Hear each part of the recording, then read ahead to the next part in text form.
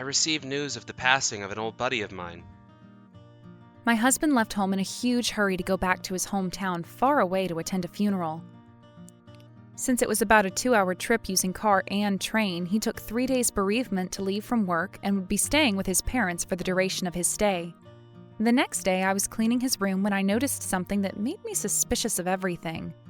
I noticed he had completely forgotten his mourning clothes and envelopes for his funeral offerings in his dresser. If he was going to the funeral of one of his friends from his youth, he would have made it his highest priority to bring these things with him. I wondered if I went to deliver them now, would I be able to get them to him in time? Thinking about this, I called my husband. You know him at the funeral. Don't call me. What do you want? You forgot to bring your funeral clothes in the envelopes. I held in my hand something else that I'd discovered, and the moment I realized what it was, my love for my husband was nowhere to be found. To top it all off, his next words allowed me to make up my mind.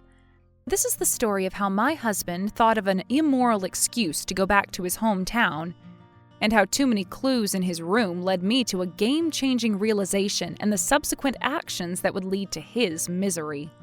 My name is Jane Matea, and I'm a 29-year-old housewife. I met my husband, Solomon, when we were college students. We both went to school in Boston, but Solomon was from Salem, New Hampshire, which is a pretty small town. And never did he or his parents stay in a big city for any more than a couple of days. But he came to live in the city for the first time when he got into college. It was as though the sheer size of the city took him aback. And he was not yet ready for it all, and it was this calm, innocent nature of his that I became attracted to. Solomon himself seemed to interpret his calmness as a sign that he was out of touch with society in general, and he said he became attracted to my reliability and kindness. After graduating from college, we started working for different companies, but we continued to keep our relationship alive, and we got married 3 years ago. I continued to work for a while after that and vaguely thought about becoming a housewife when our firstborn child blessed us with his light. But it didn't take too long before a turn of events caused me to accelerate my plans to resign from my job.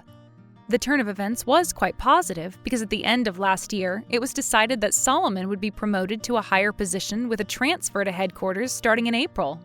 This meant that we would be more than capable to make enough money to support our family without my working. And above all, he told me that he would be working more extra hours fairly often, and that he would like me to be the stay-at-home wife to support him at home. Therefore, I went on to quit my job a full 6 months before we planned to, and became a full-time housewife. Our life seemed to be nothing but smooth sailing at first glance. But it was only during the first few weeks that we were both excited about our big change in our life together. A week after his promotion, Solomon's work caused him to stay after hours, just as he had declared. But the amount of extra work he had wasn't quite like he'd imagined, as that amount increased over the next few weeks. Our time together became more and more scarce. At first, I oftentimes felt lonely at home, waiting for him to come back after dark, but gradually I came to think that it was better that he didn't have to go on multiple-day business trips or holiday commutes because of this job. But of course, Solomon, who was actually working this job, seemed to feel a lot more stressed than I, who was waiting for him at home with nothing much to do because the housework was mostly finished during the day, and his mood gradually worsened. After about a month had passed, his work overtime increased even more, and some days he came home on the last train of the night. Not only that, he started to tell me often that he was going out for a drink and did not need to have dinner that night. As expected, I couldn't stay up and wait for him to come home because today would become tomorrow by the time he walked back in through the front door. I often went to sleep before he came home, putting his share of dinner in the freezer for another day. And the fact that we had separate bedrooms didn't really help either, because he wouldn't climb into bed with me at night. This naturally gave us far fewer opportunities to talk. As usual, one day I received a message from Solomon around 7 p.m. You don't have to make me dinner today either, Jane. I'm going out tonight. I put the hamburger steak that had just finished cooking on a plate for myself and sighed. Maybe I should freeze this other one as per damn usual. I ate my dinner alone and opened the freezer to put the rest away. Oh geez, we all have to eat what's in here too. I felt a sense of pointless emptiness in my chest the moment I thought that. I wondered if all this effort of cooking every night for a husband who didn't come home was in vain. My frustration reached its limit when I allowed myself to think that way. When the hands of the clock met at the top of the mountain for the first time in 12 hours, Solomon finally came home. He opened the door quietly and tiptoed into the small hallway that led to the living room. He must have gotten good at doing that because I couldn't hear his footfalls until his face peeped into the room. Oh, hey, Jane? You're still awake? I was waiting for him in the living room, which was unusual in his eyes. And when he saw me, he said that instead of bothering with an, "I'm home." I said to him, "Hey, why do you say you don't need dinner so often?" I could still understand if he worked extra hours every night, but did he have to go out to eat so often? I could have packed him a dinner to eat at the office if he wanted me to.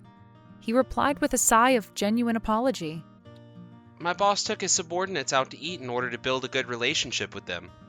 Because I'm also striving to get promoted again in the future, I gotta build a relationship too, and try to earn as much as I can to be a good boss in the future. I'm sorry if you think it isn't too fair, but I hope you understand this is for my success, and thusly, your life. After he said that, he went straight to the bedroom. I wonder if he really ate out that often. When I was working, it was not like that, mostly because I was working right after the world recovered from a short-lived age of restricted access to public spaces because of a pandemic. But I wondered if the world had changed this drastically since this April, when the fear regarding the pandemic was starting to die down. I thought back to when I was working. I remembered that I certainly had a hard time communicating with my boss. And I thought that my husband's gentle, innocent nature must have made him make an effort to work around that same problem. Thanks to that, though, it seems like his efforts are paying off. After that, I stopped mentioning my husband's situation regarding dinner, and after a while, his work seemed to be getting back on track because his mood improved. He still worked late and ate out as often as ever, but he was back to his old, calm, innocent self at home. Sometimes he would get ready for work while humming a tune. "You seem to be in a really good mood. Did something good happen recently?"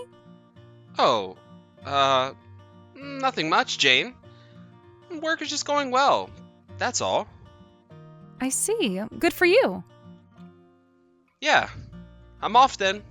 Have a good day. It was a casual conversation, but I was so relieved that Solomon was back to his old self, and I was so happy to be able to spend every day like this with him. But I was the only one who thought he was back. He had long since changed. It wouldn't take too long before I realized this in the most brutal way possible. About a month later, he suddenly came home from work really early. What happened? Just got a notice saying that an old buddy of mine passed away after a car accident. What? I've taken 3 days bereavement leave. I'll spend the next few days over at my parents' place while I attend the funeral. Is that so? Well then, take care of yourself. I was surprised at how sudden these unexpected tidings were. But I knew of how serious the situation was, and I didn't ask him any more questions as he hurriedly started to prepare. I did ask him one thing, though. Where did you put your funeral clothes? Oh, they're in my room. Oh, okay. And what about the envelopes for the funeral offerings? I don't think I have any, so I'll buy some over there. All right, then. I opened the wardrobe in my room where I kept all the things I used for weddings and funerals to see if there was anything I could offer my husband. I found an unused stash of envelopes specifically for funeral offerings and a brush pen. I took these into my hands and I went back to Solomon, who had just finished packing his bathroom supplies. I found some unused envelopes for the offerings, Solomon, and a brush pen, too. They're mine, but I don't mind if you use them. Thanks. He took the bag and pen and went to his room to get his clothes and suitcase ready. Soon he came out of his room with a large suitcase. I took one look at him and asked, "Aren't you going back to Salem in your mourning clothes?" I don't think that's a good idea. It'll get wrinkled on the train, and tonight will only be the wake. I think I'll be fine. At that moment, a bullet train ticket fluttered out of his pocket. "Oh, your ticket fell out," I said as I reached for it, and he replied in a bit of a loud voice. I'll get it, honey. Thanks. My hand stopped within inches of the ticket, startled by his voice. "Oh, 2 tickets?" I clearly saw 2 tickets stacked on top of each other on the floor of my hand.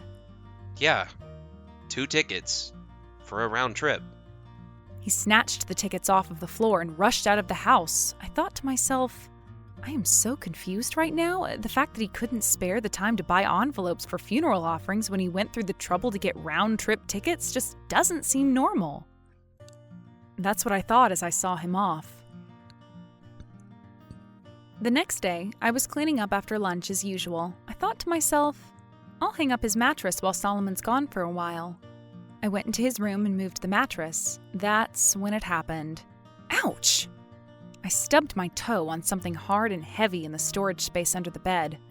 It was slightly protruding from the side of the bed, just enough to give me hell for 13 seconds. Clean up after yourself, Solomon, damn it! I said to myself as I put my hand on the dresser. I also noticed that one of the drawers was open, and I opened it once to close it back without anything getting stuck behind the drawer, and that's when something made me gulp. To my surprise, I found his mourning clothes in there. The envelope for the funeral offerings I had given him had been left on top of them, forgotten as well. This was more than a little out of character for him, but then again, he did leave in a huge rush. Hell, I once forgot my passport one time because I overslept and had to get on the plane in 45 minutes. He must have been in trouble by now. I wondered if I called him right away and asked him where the ceremony was, would I be able to bring it to him in time? By taxi and by train, it should take me no more than an hour to get there. It was a possibility, and he would be pretty busy with the funeral and everything that came after it. I stared at the clothes and the envelopes, my mind racing. Then I spotted something sticking out of the side of it. I took it in my hand with trepidation, and then everything there was to know about what was actually happening came to me as a tsunami. Solomon was not in trouble. He didn't need the clothes or the envelopes from the beginning at all. Even the tickets. Those weren't even round-trip tickets. Everything was a lie, a fluke, a betrayal.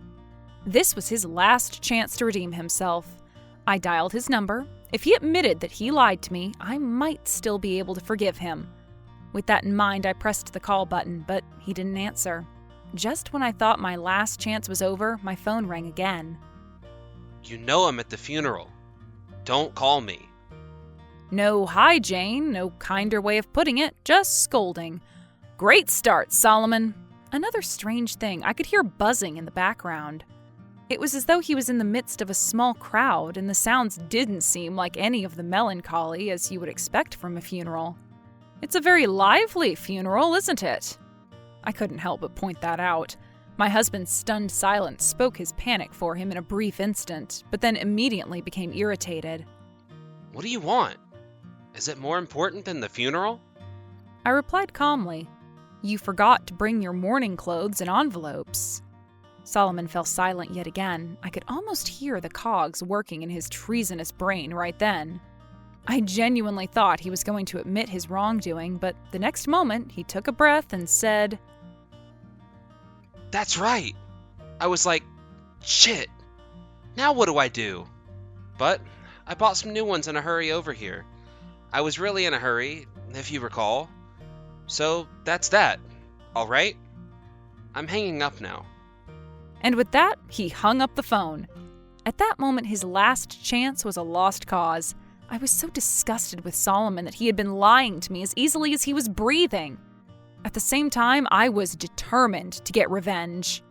I put the deciding piece of evidence from the drawer into my backpack and hopped outside to head to the North Station, from which I took a train to Lawrence, New Hampshire.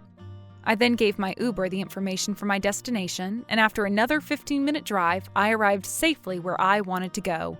I rang the intercom. Yes? Oh, Jane!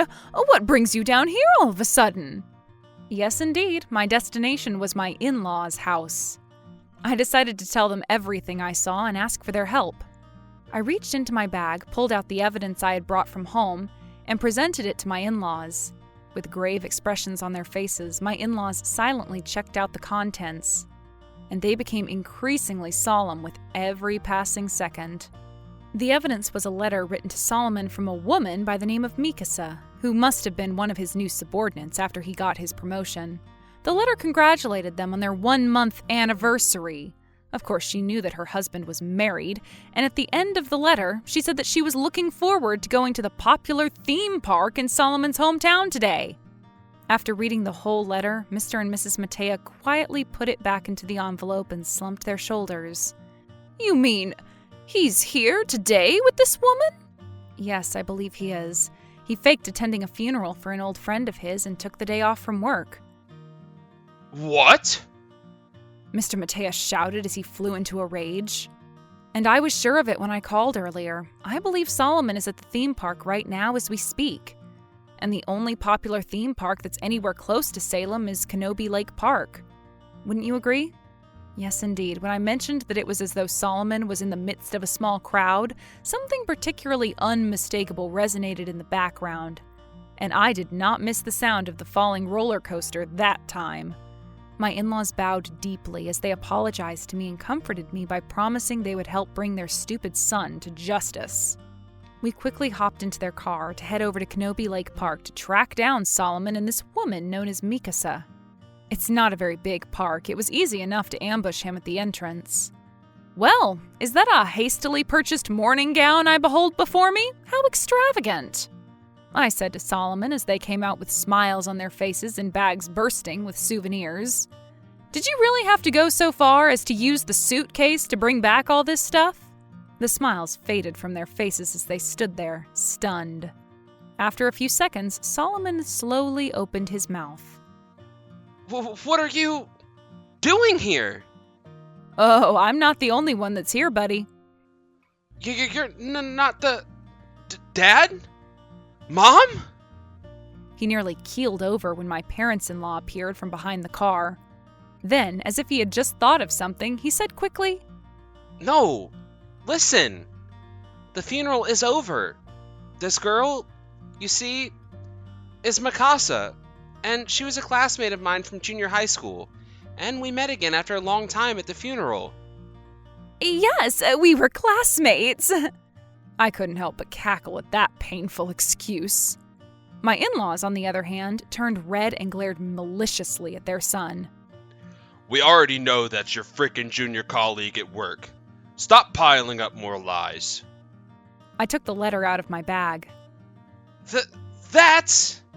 He grabbed my wrist with all his might, trying to snatch the letter out of my hand. Stop this! Let go of me! You fricking idiot! At that moment, Mr. Matea's loud yell echoed around the area. Solomon reflexively let go of my arm at the sound of his voice, but was unable to avoid his flying hand. The palm of it collided beautifully with his face as he froze where he stood, in pain and in awe. Ouch! What the hell do you think you're doing? At his father's question, Solomon finally gave up lying and dropped to his knees. I'm sorry, sir.